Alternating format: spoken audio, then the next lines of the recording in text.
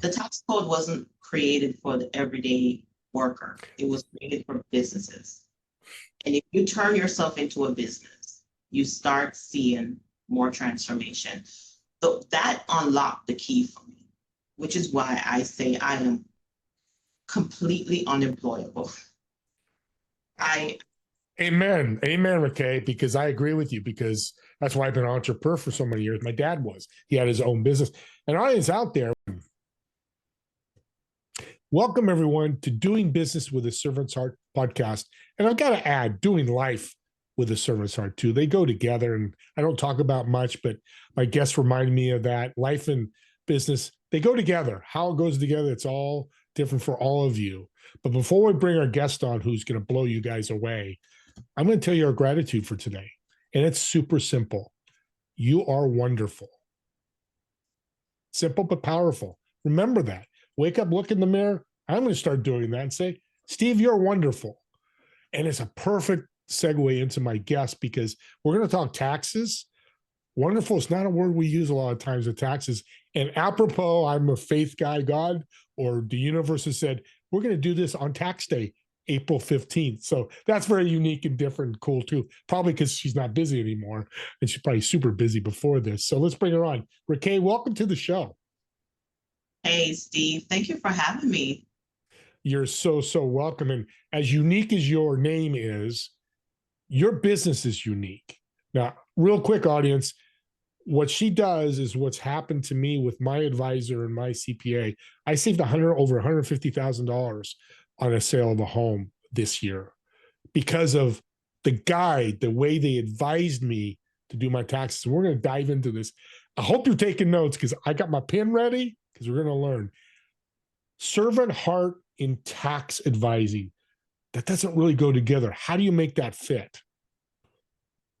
You know, Steve, for a long time, I struggled with how to show up in authenticity, because I wanted to lead the transformation. I wanted every client or every prospect, not even a client, if we ever come in contact and we ever had a conversation about taxation, or I always want to lead with transparency. So integrity is the first thing. I'm reminded every day to show up integrous. And with that, that leads how I show up and serve my clients. I will always be a servant when I show up to serve my clients. I will never assume that they know on the level that I do. So I always try to, how can I explain this better to you so you understand? And that's what makes my experience when I show up and talk about taxes, it's to demystify it for the everyday taxpayer, right? Yeah. All taxpayers. Well, integrity is another word not used a lot in the financial industry, including taxes. So I love that you said that. But where's the integrity come from? What in your background, in your past, has built this up to go, hey, clients, I'm going to give you transparency? Sure. So many years ago, I came from a corporate background. My background is insurance and risk management. And I too was one of those people who made a lot of money every year. And I would literally cross my fingers when I dropped my paperwork off to my CPA and dread the dreaded phone call of what do I owe next? I always owed. And it was always nerve-wracking for me. And when I had the opportunity to first partner in a accounting firm a few years ago, I wanted to not have my client feel those feelings and jitters that I had. And I said, how can I show up and serve? And my then partner actually pulled me to the side one day and said, you're teaching too much. I was like, what are you talking about? He's like, you're spending over an hour with people.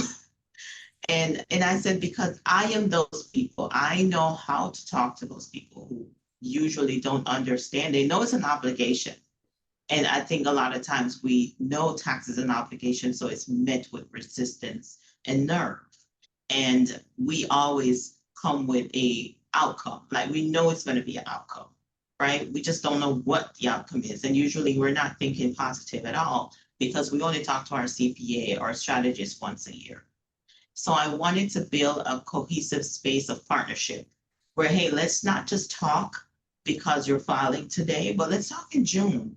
What about keeping the doors open all year? We're never a seasonal business. We want to talk to you in October. We want to talk to you in June. We want to talk to you in December, like right before the holidays. Let's talk. Let's see how much money you've made and what strategies we can take before the tax year close, because that could change a $50,000 savings, right? So I wanted to always, I keep that Rackaye in mind, that nervous, anxious Rackaye that's saying, hey, I'm looking, I see how much I made. Oh, dear God, am I making too much? Like the fear of making too much money because you're thinking you're going to have to pay back a set dollar amount and you have no strategy. And my CP at the time never talked to me about strategy. He just gave the bill, Yeah. right? And Yeah. the commitment is you pay this bill. There was no support to say, hey, this is how you pay this bill. It's here's your packet, you're on your own. And we'll go through this cycle for a few years. So that Rackaye is who I serve today, is to share the information, the coaching, the advisory to say, hey, we're all in it together. We all have a bill of some sort, or do we? But let's build strategy around that to build that level of comfortability, to understand that there's a roadmap. And if you follow that map, you'll start to build a more healthy purview of this. And tax Well, doesn't always mean that you owe. no, and you read my mind. You're in my head, Rackaye. I love that because you said always owed. And my dad taught me you don't have to always owe. And I love that you said that. And he didn't, because there's tax, what's the word I want to use? Tax, not loopholes. I don't like that word, but taps, whatever Strategy. strategy. Thank you. That can be done. I do it all the time. I haven't paid tax. I mean, I put my taxes in, but I have not. I've always got money back because I know how to be an entrepreneur, and I've been taught like you're teaching. So let's talk about the strategy. And you proved that you're a servant's heart. You said servant multiple times, but what are good strategies people can do? Cliff notes it because they want to meet with you if they really want to get the details. I think one of the first things to do is to find the right partner. I believe that you and your tax, not a preparer, take preparer out your mind. Prepare tax preparation is just a compliance checkbox. You're just checking a box to do, which is the habit that we've all been taught, which is why you clam up when you hear about taxes. Some people meet it with joy because they get a refund, but it's still an obligation, right? And nobody wants to feel like they're obligated to do a thing, especially adults. The adult mind, we've grown up from out of our parents' home. Now you're telling me what to do. So a lot of time it's met with that psychological resistance. So first you got to find the right partner to partner with you, whether you are a entrepreneur, business owner, etc. You're getting into business, find the right partner. And I tell my clients, I say, interview me because I'm interviewing you. And we may not be the right fit for each other because I want to make sure that you're committed to the process. Yeah. And the process is I want to help you get to a certain outcome. So I'm partnering with you on your dreams and ambition. I'm partnering with you to build your business to save money and not leak a faucet of paying unnecessarily to the IRS when you don't have to, because there's no safeguards in place. There's no parameters in place. So I'm always going to bring that approach to my client to say, what are you trying to do? These are some of the intake questions I ask. If you're working with a tax professional and they never ask you what are your goals, that's a red flag, because you have to know what I'm trying to get done to be able to coach me either away from that, towards that, or build strategies to lead me there or a better outcome. Yeah.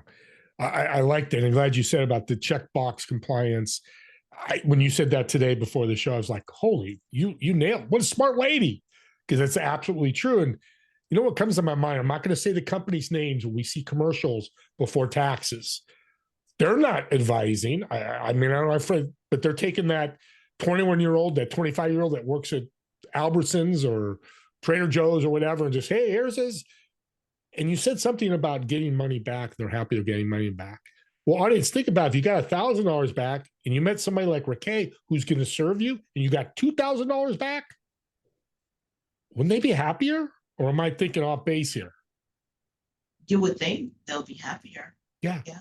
It's not more work either. Sorry to interrupt, but there's no extra work, no extra money paying you, no extra this. It's just doing it the right strategy. Right. Right. Walking away with a roadmap. I had a client I met earlier this year, Mhm. and he found me on Google, and we did an intake. And young man made six figures, and he said, "I'm projected to make double that this year." And I said, "Have you ever heard about tax planning?" First of all, when we did the tax preparation, I said, "Now this is a compliance checklist. You filed, so you get a check mark in your book, for filing on time." First, he said, "I thought I was going to owe $30,000." He owed a fraction of that. And I said, "I'm going to tell you why you owe what you owe now. And what you thought you were going to owe is because you did not have advisory in place." And a 30-minute conversation turned to an hour conversation, but you now have roadmap. And I said, "Here's my recommendation for you. I want us to meet whether after tax season, but now that you owe because you're 1099, which is self-employed in essence. So you pay your taxes after the fact, not throughout the year. But I'm going to show you a way how to do that." One of the biggest things with people who believe that they owe is the IRS has a rule called estimated tax payments. If you owe over $1,000, you're supposed to estimate. So they already start a clock, a calculator, assuming you're going to owe next year. And if you don't do estimated tax payments, so say you owe for 2025, $3,000. They're going to assume this year you're going to owe the same amount. Not only that, if you don't do estimated taxes, they're going to add interest. So they're future billing you, assuming you're going to owe the same. And I feel like a lot of business owners, a lot of entrepreneurs, if they understand how this thing works, they will feel more comfortable.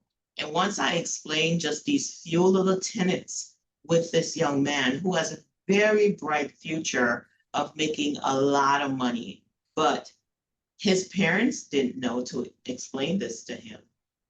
He said, "Well, I thought it was," when he quoted the number $30,000. I'm like, "That is absurd."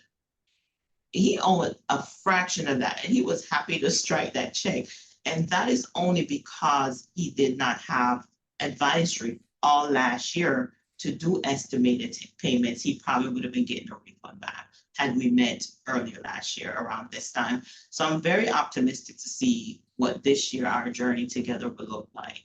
And I feel like at 24 years old, I can't imagine what he's going to be at 30 years old as he keeps making more money, especially if our relationship keeps growing and the strategies are in place, right? Yeah. And a couple of things. Estimated taxes. Explain to the audience, because a lot of people, I know what it is because I've done that. What is estimated taxes so the audience can understand? So estimated taxes, as per the IRS rulebook, is if you owe $1,000 or more, you are required to do estimated tax on your future tax year. So if you owed, since today is April 15th, if you done your taxes and you owe $1,001, the IRS is going to assume that you'll owe that for this year too. They want you to make quarterly payment. So divide that $1,000 or 90% of that, whatever you owe. So we're going to just use a big number like $1,000. Easy to do that math. They want you to pay $900 back this year towards next year's filed return. And if you do not, they're going to assume that you're going to owe the same 1,000. If you do owe that 1,000, once you get that bill next year, they'll automatically assess interest on that $1,000. So you're leaking money right there because you're giving up money that you did not have to. It could be a 15% tax on that. So that's $150. Imagine every $1,000 you're paying $150 on future debt. So this is not even the debt that you have yet, right? But that's how the IRS works. And then they have compounded interest on top of that. So if you don't pay that bill at the time, it just keeps compounding. And that's how a lot of people find themselves owing the IRS for years on years. It's just small snowball out of control. So that's one of the first preventative things that you can do to manage um, yourself throughout the year is if you are someone who usually find out why. It could be you don't have the right strategies in place. I'm assuming, I know for a fact you don't have strategies in place. And if you do, then you need to now come back and find other tax strategies that you can use to save more of your money throughout the year, lower your taxable income, legally lower your taxable income and still have the money, and then do your taxes, keep that tax below. But if it's anything $1,000 or more, we need to be addressing the estimated taxes. So it's a quarterly pay that you pay throughout the year. So today is Q1. You'll be submitting Q1 estimated payment. June 15th, you'll do the same. September 15th, you'll do the same. And then January 15th of 2026, you'll do the same. You file your tax. That is a credit towards your bill. So you're not throwing money away. It's a credit towards your future bill. I was just going to mention that because people I've talked to, I'm sure people listen, like, I'm paying, what happens to that money? Well, if you made in 2026, 2027 taxes, if you get $1,000 refund, they also refund you all the estimated back, right? Absolutely. This is your preparer will put all of your calculated deposits on that tax return, and then you get a credit towards it. Yeah, and if you paid 900 and you owe 900, it's a wash. You write zero. If you owe, if it's 900, you owe 1,000, you pay. It's that right there, Rackaye. Just the one. There's millions of strategies. I know there's hundreds of strategies right there, audience. You better call her, and I'm going to tell you why later in the show when we get to the end. Talk about mindset.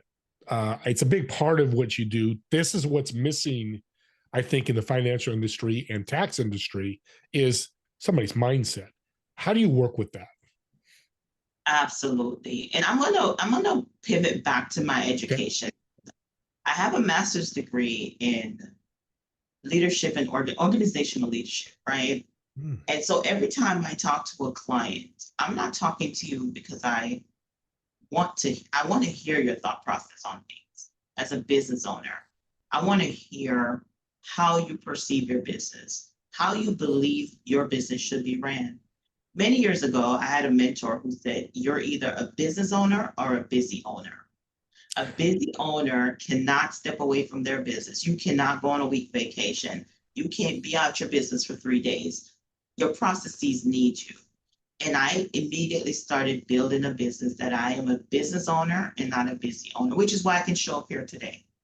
Because I understand and investing in teammates and training and standards and procedures that my service can go on even with me not physically be there. And that is transmuting what's in your head. So one of the things that I talk to business owners is I want to see, what do you think about your business? How do you feel about your business? What are your thought processes when it comes to the longevity of your business? Is this important to you? What is important to you? And from there, I can almost diagnose you psychologically in your resistance level. Are you about growth? Are you a growth-minded leader, but you probably just don't have the tools in place? You've never really looked at it this way that I'm sharing with you. And a lot of times I come from a space of education, which is why I always show up in the space of, let me give you the knowledge, because I feel like you can't unknow what you just learned, right? But it does take a process of unlearning what you believe, like tax. Ooh, I don't want to deal with it. How are you going to tell me I'm not going to own? Because there are strategies. And I tell you what, it's nothing illegal. It's all written, but you've never taken the time to read it and to translate that into strategy. So early in my career in tax, I never wanted to be the person who worked with people who are just after a refund. Because you don't understand that a lot of times the refund is your own money. Yeah. It is your own money you're getting back. So they're not doing you a favor. No. You just happen to get a credit towards a thing transmuted back to money. So you've paid taxes all year off your W-2, and you have dependents and different things that you've done throughout the year. it translated back into a refundable credit or a tax refund, right? Same with estimated taxes. You're not throwing your money into this abyss of a place. You're actually being strategic and setting yourself up for a better outcome by doing small incremental things now that will end up transmuting into a better outcome. And I always tell my clients, I said, you may pay a strategist to give you a formula that you never had. One of the first things a small business owner or entrepreneur needs to understand, retirement is still important. And you have a way to set your own 401k up. It's called a SEP IRA. You can put away tax-free money for yourself from that profit of your business that you still have access to. Purchase real estate, or you could just save towards your retirement. And you still get a tax credit for it. It is written in the rule book, but if you don't know, you don't know. So I start with unlearning what you've been taught about taxation, and the psychology of fear of what you believe to be. No two tax person or no two tax client are the same. You're not the same age. You don't have the same business structure. You don't make the same amount of money. So what works for Bob doesn't work for Steve. And I think a lot of time we take on that experience from someone else, and the fear is just translated, and it goes on in generation, and it goes on in conversation, and it's never the same. So I always listen to the psychology of that individual and see what your approach is, and then we work backwards. Your system is unbelievable. This is one of my favorite podcasts because everybody listening, this is you. If you're making $1, she's talking to all of you. And my dad used to say, I love owing money. And he would walk me through exactly what you said. He said, Steve, you got a $10,000 refund, but they kept your money for a year. What could you have done with the 10,000? Made 500, another 1,000? That's not a good thing. And I love that. My dad's in heaven right now. He is dancing because of what you're saying. It's powerful. We're coming to the end here. This has gone so well. What is somebody's first step when they're listening to this going, holy crap, I just paid the last 10 years or I'm getting refunds the last 10 years. What's their first step? Your first step is assessing where you are and Assess. Strategy. First step, assess. If you are too close to it, you're emotionally attached to it, which is why advisory helps, because I am subjective. I'm going to tell you, you may not need to do this thing because of this thing. And I will back it up with facts, right? Yeah. The tax code wasn't created for the everyday worker. It was created for businesses. And if you turn yourself into a business, you start seeing more transformation. So that unlocked the key for me, which is why I say I am completely unemployable. Amen, Rackaye, because I agree with you, because that's why I've been an entrepreneur for so many years. My dad was. He had his own business. An audience out there, we're not going to dive into it. We're going to bring her back. She doesn't know this. Now she does, because we're going to talk about how you, as the 8 to 5 at Apple, can start that side gig and write off half your, quarter of your house. I won't get in details. I'll screw it up. I don't want to get made, but Rackaye would be somebody you go to tell you how to do that. And you don't need to make a lot of money on that side hustle to take advantage of some of these tax advantages. That's what I was thinking of, tax strategy and advantages. So we come to the end here. What do you think the next year is going to look like for Rackaye? The next year is going to look like exponential growth. It's going to look like a lot of strategic alignment and partnerships. Yeah. And that's powerful. And I'm glad you mentioned that. If you have a financial advisor and not a tax advisor or guide, I like the word guide, reach out to Rackaye. We're going to get her contact information here, or somebody like Rackaye that's doing the education part. Because you heard I made 150,000 because I didn't have to give that away. I saved in tax. That's money I made. I look at it that way. I made 150,000 that I could have lost. And that's the power of what you do, Rackaye. Let's end with a great personal question. And I'm excited to hear from you on this one. So I'm going to come to your area, your favorite restaurant. I'm going to reserve a table. And me and you are going to sit down and eat. First, I want you to invite 3 people that have been extremely influential in your life. People have made that change for you. But for me, because you're ordering the food, what would you order for the table?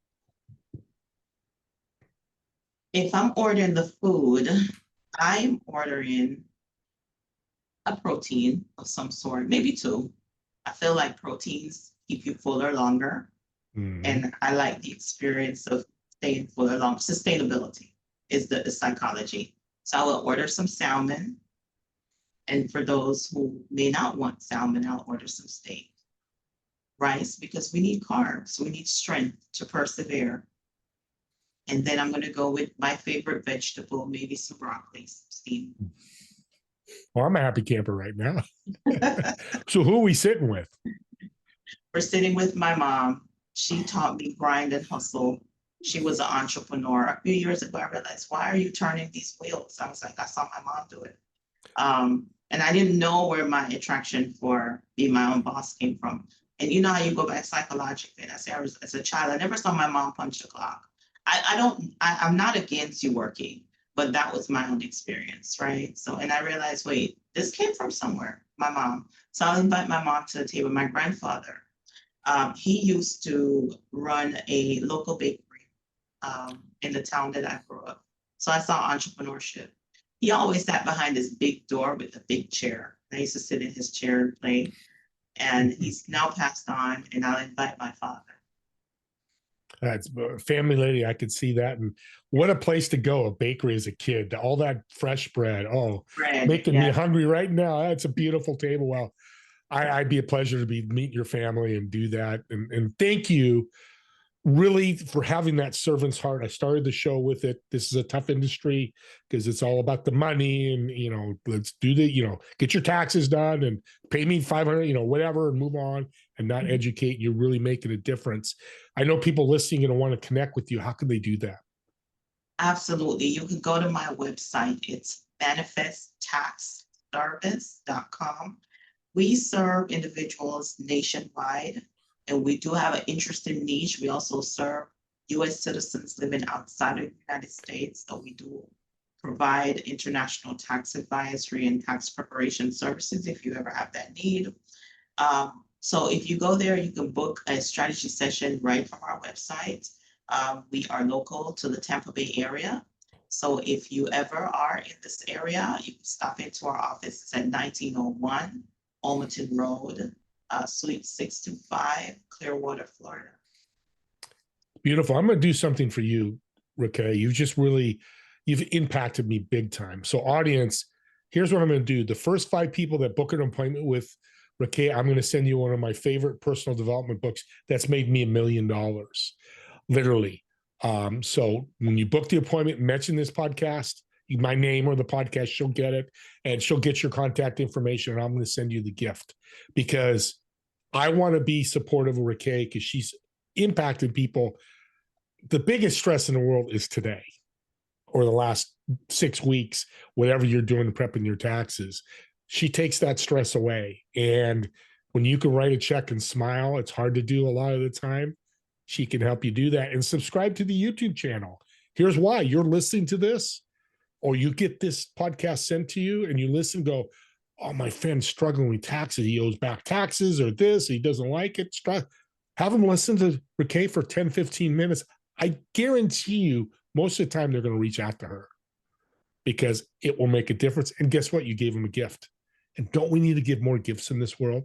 So with that being said, me and Rackaye want to thank all of you for watching or listening to this podcast. And we'll see you all in the next episode of Doing Business with a Servant's Heart. Have a great day, everyone.